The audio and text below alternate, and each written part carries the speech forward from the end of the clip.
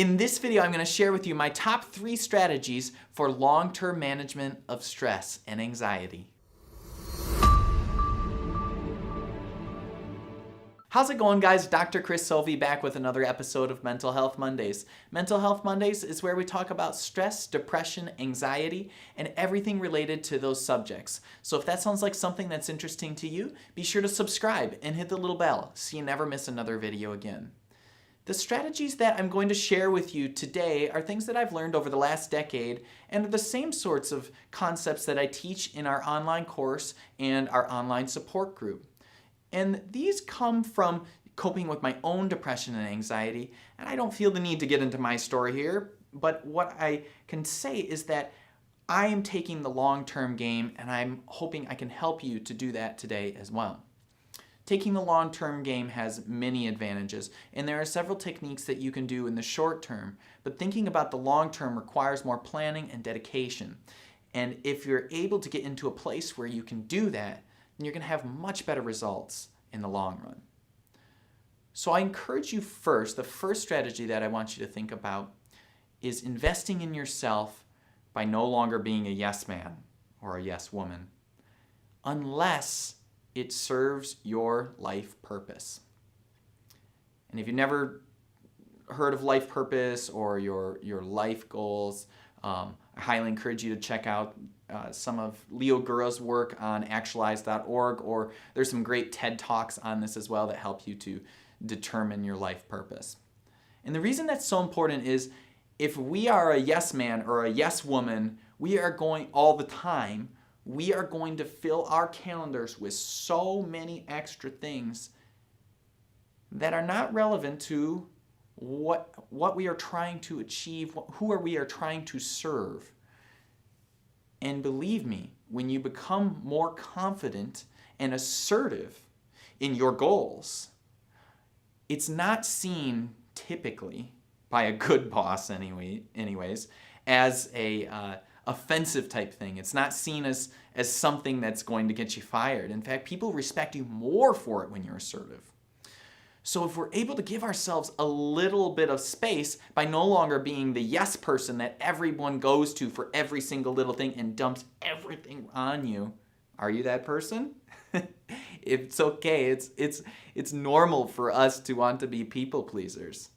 But if you are, there might be a little place where there's a little more of a balance point. Another book that's fantastic, I highly encourage you, that really drives this point home. If you're a reader, check out the book Minimalism, The Disciplined Pursuit of Less. And he describes this so well in this book and why this is critical for our balance and well-being. And by mastering this first strategy, then we can get into the second and third strategies because we will have freed up more time to invest in ourselves. And by investing in ourselves, by paying ourselves first in time and mental energy, then we can give back so much more to others because we have that to give. If we're always giving all away, we are spread thin in so many different directions, we no longer have anything more to give. And that's when people burn out, and that's when people get exhausted. And that's not what you want, right? So find your life purpose and no longer be the yes man or the yes woman.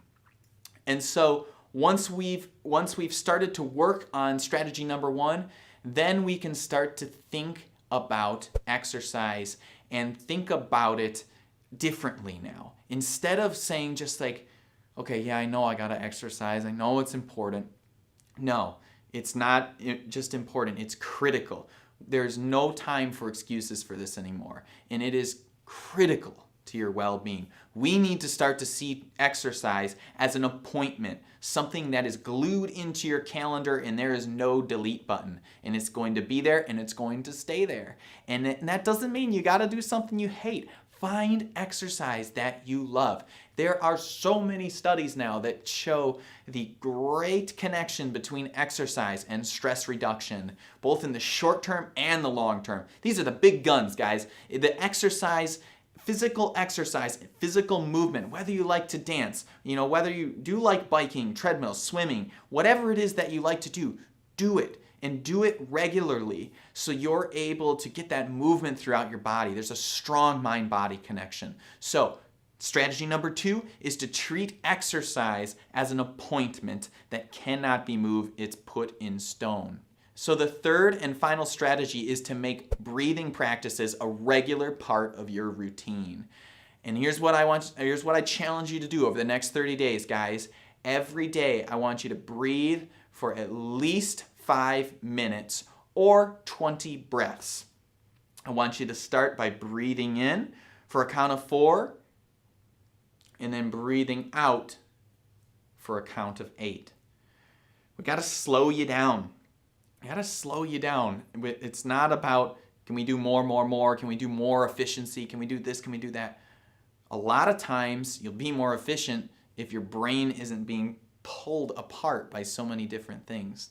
So the breath is our anchor and it helps to center us. So we need to come back to that breath. So 5 minutes a day, working up to 10. I do 10 minutes in the morning and 10 minutes at night. It's significantly improved my sleep quality. Just that one little micro habit. Breathing, I breathe 10 minutes or at least 20 breaths before I go to bed. I count those breaths, and usually by the time I hit 20, I'm out. It's incredible what a little bit of breathing can do for you. I'd love to hear what strategies you use to help manage your stress in the long term.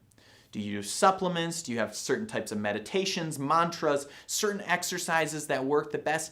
Hey, let's all share and let's learn together so we can better cope with our own stresses and anxiety. This has been another episode of Mental Health Mondays, guys. If you enjoyed this video and you found it valuable for you, of course, share it with a friend. And if you're new to the channel, subscribe and like and hit the little bell so you never miss another video again. Thanks so much for stopping by, guys. On Wednesday, I'll be back with Working Body Wednesdays, where we talk about posture, functional movement, and we will be doing an episode on countering the harmful effects of sitting.